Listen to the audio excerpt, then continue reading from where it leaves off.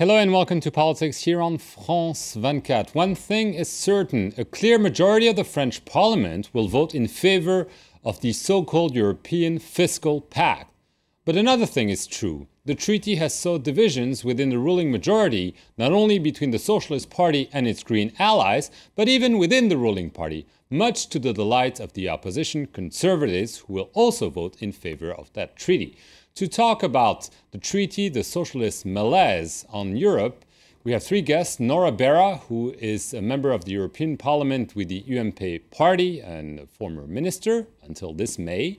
Also on the set, Philippe Cordery, who is a member of parliament from the Socialist Party. He's representing the French living in Belgium, the Netherlands, and Luxembourg. And last but not least, Raquel Garrido, who is a national secretary of the Left Front. So this week, Prime Minister Jean-Marc Ayrault delivered a much-awaited speech before the National Assembly.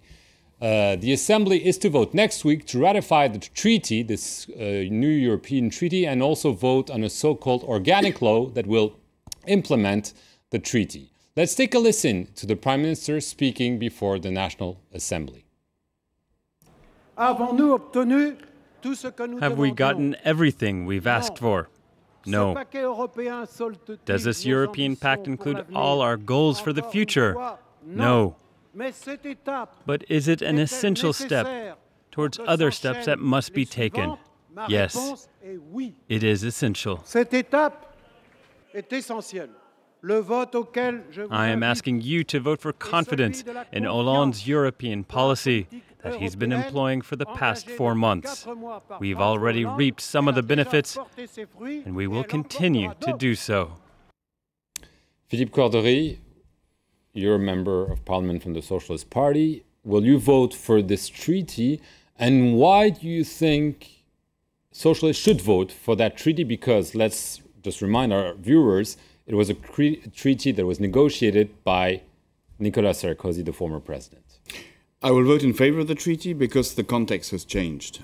Before the elections in France, Angela Merkel and Nicolas Sarkozy negotiated this treaty, but in addition to that treaty, led an austerity policy which was leading Europe in the wall. Now, since the election of François Hollande, and he managed to negotiate at the European Council in June a growth package of 120 billion euros, which will be able to relaunch European economy. And this has always been what we have said, is that you need sound finances, but at the same time, you need growth to enable the economy to lead us to employment and better living standards for the people. So it's a balanced policy of sound finances, which the right have been incapable of doing for the past years, and at the same time, a growth policy. Nora Berra, I see you're smiling a bit. Why? Yeah, because what I'm saying is very funny. This treaty is just the text that has been negotiated by Nicolas Sarkozy and the other state members before the election. It's a long process of discussion, negotiation, and compromises. And this is the fruit of this negotiation. When you say, in addition, a growth path, I would say it's a big joke. It's a big joke because it's not something that Mr. Hollande kept from his hat. It's something which is also the fruit of negotiation and discussion before the election. And what we can observe today, it's not a new money or a new discussion. It's just redeployment of unspent money that is currently available for half, and the second half is to give the ability to the EIB to lend money to the project, which for was always refused before the June Council. So it's not from a day to another that these decisions has been taken. It's the fruit of discussions before to reorient money, available money, to current projects. So nothing new, and this is why your party will vote overwhelmingly for the pact. What is the second reason that I'm smiling, that we are going to vote? my colleagues here from the national parliament will vote. And you know, we can say that this majority is a weak situation because of the divisions inside this left majority. And this treaty may be voted just thanks to the conservative voices. Okay, I just want to give the floor to someone who is clearly against that treaty. What's your take? I mean, the Left Front has organized a march last weekend in Paris to protest that treaty. What do you make of the socialists and the conservatives voting for this treaty? Well, indeed, we were 80,000 in the streets last weekend asking for a referendum on this issue. It's an important issue, and I want to thank you, Mark, for organizing this debate. You should know that this is the only debate that I know of, at least on French television, opposing the Socialist Party, UMP, and Left Front on this issue. So nobody actually wants to deal with the core rules that are enshrined in the treaty, and those are the limitation of public expenditure by controlling structural balance and prohibition of any deficit in our budget. And what amazes me is that the Prime Minister, in that speech he gave yesterday, he just outright lied. He just went to the National Assembly and lied. He said that the treaty did not put any constraint on public expenditure, which is a lie. And he also said that the reason why the Socialist Party government wants to reach equilibrium in the budget is not because of the treaty, but it's because of their whole adherence. How do you say? The Socialist Party is in agreement with the idea of austerity and the fact that there should be zero deficit. And that is not true, because what the treaty does effectively is organize a control by the European institutions of budgets and the prohibition of deficit higher than 0.5%. So that whole budgetary structure, the impossibility of having a massive investment in public services, for instance, is something that is depressing Europe. We see it in Greece, in Spain, in Portugal, all over. Obviously, it will happen in France with the current austerity budget that has been voted. But that treaty, what that treaty does is to widespread across Europe that whole depressive attitude, the whole idea that we should not spend money and invest, which is very dangerous. Point taken, Philippe Corderet. The Prime Minister is lying. France will have European shackles, no freedom to do the right policies. What's your answer? Our policy has always been a balance between sound finances and growth.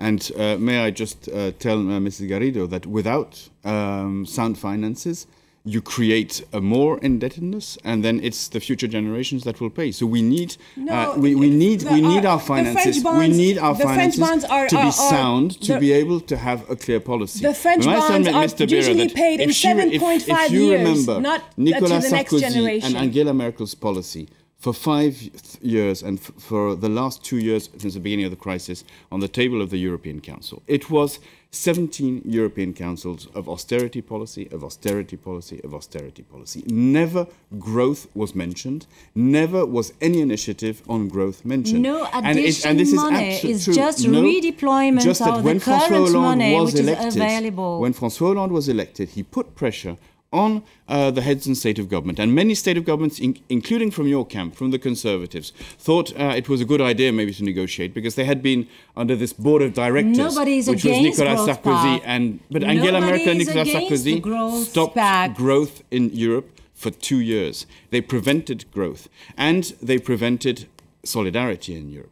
May I also tell you that the European Solidarity Fund was created 2 years after the beginning of the crisis, and the Greek bonds had gone from 5% to 38%. And this has created the crisis. What has done about that? Exactly nothing. The banking because union. the only solution for that the banking union is now on the table. European Central Bank to lend directly to the states. And will allow more solidarity in the European Union. So we have a policy where François Hollande has obtained more in one night than Nicolas Sarkozy obtained in 2 years. And now has a clear objective of solidarity, growth and sound finances. Has François Hollande changed the wording of the treaty as he said he would. So that's a very good, Raquel.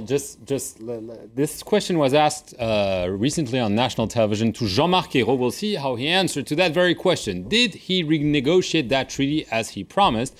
And then we'll hear the response from the former budget minister, your former colleague Valérie Pécresse. From a legal perspective, if you only consider the very first line of this treaty, the answer is no. But the real change is all the things that have been added to this, tools to boost growth, outlooks for the future, all these elements which will help the EU become much more than a free trade union. It will have a vision. No growth pact nor tools to boost growth were added to the treaty, so all of Hollande's promises have gone up in smoke. What are we voting on today is Nicolas Sarkozy's treaty. It's a treaty which will rescue the euro, but I will continue to tell Mr. Ayrault that we cut public spendings more than him, and that unfortunately he isn't making the courageous choice, the choice to decrease public spending. Barbara? She's absolutely right. She's absolutely right, because the treaty is just the same that has been negotiated. And we're still waiting for the growth measures. There's no new growth measures. The money that you're dealing about is just the money which is redeployed, just redeployment and the possibility for the Bank of Investment to lend to the project of the member states. So just to replace the treaty in its context, this treaty is needed to allow the countries to decrease their debt and their deficits and to recapture a sort of sovereignty. Because if you can't spend more money that you earn, it's right for the country, it's right for a European Union, it's right for a family. It's not different. But it wasn't right. It wasn't right for Nicolas Sarkozy, apparently. For this treaty, I would say that, contrary of what you said, the purpose is not zero deficit or zero debt. Well, it's a progressive strategy to achieve 3%. Like not 3%. Has been 2% is the current law. 0.5% of structural. It will be 0%, and you're authorized 0.5 of structural balance. Absolutely. That's what 3.1A and B. This can be done only with ambitious reforms. So, but austerity has do you agree in a way with totally Raquel Garrido? Just a second. That in effect, because they're not the reforms you're calling for, it is actually an austerity policy that's being pursued by the Hollande government. You know, you have not several paths to achieve the reduce of the debt. You can increase the taxes, and this is the choice Mr. Hollande did. He decided to increase the taxes, or you can decide to decrease the expenses. And in this way, no measure has been taken. He said himself that we will spend the same amount of money in 2013 as 2012. So where are the economies? And we need to have more economies, and the economies come from the reforms. So you cannot say to the people, to the population, okay, we are going to put some more taxes, and say, okay, the effort is just in your side, and the government say, but we don't reduce the expenses. Are fighting over who's more in favor of austerity. But it's the real austerity. issue There's a difference between austerity and sound finances. Why are we talking so much there. about the deficit in the first place? France has a lapse of repayment for its bonds, an average of 7.5 years. So when we borrow money on the markets, we pay back in 7 years. If you put our debt compared to those 7 years, our debt is 12% of the national growth product. Any family would love to be indebted only to 12%. What's the answer from you and from François Hollande, is he trying to balance growth and austerity, or it's not growth and austerity? I want to get the words right. Austerity is when you do not create growth, and this is what the Conservatives have done in Europe for the past 2 years.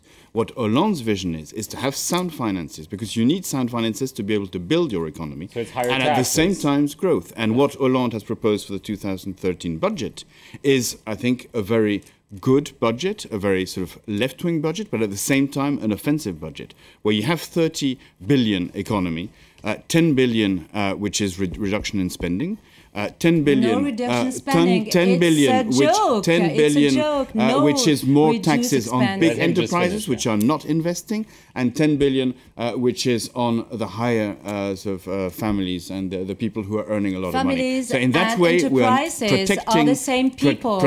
Yes, so I know. 20 billion. No, I'm talking 20 billion for the people who are the richer of this population. World. Huh? Because I think there's some people who can pay money, but others who can less pay.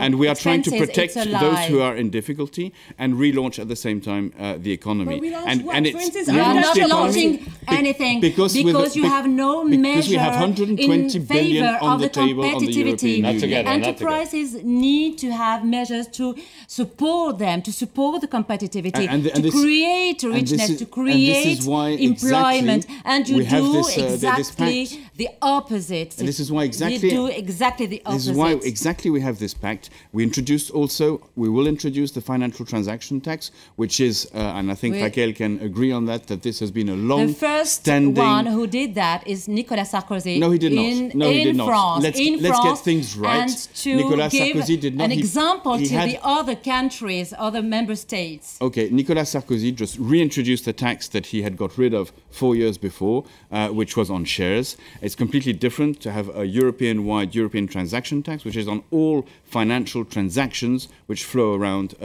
in Europe. Because today, the problem of all our economies is that work is taxed much more than capital. And if we get that balance right, we will also have new revenue to be able to relaunch the economy. You say that you have money for investment, that you have money to relaunch the economy, but you don't.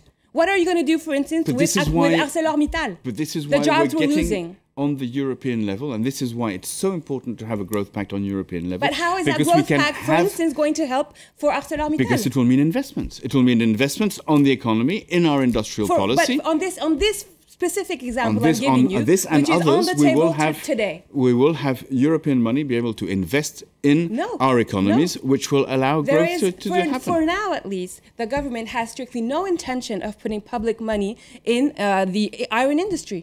We have to end it here. Obviously, a very animated debate. We probably should have another one. Europe can excite people, as you just saw. Thank you for watching this edition of Politics here on France 24.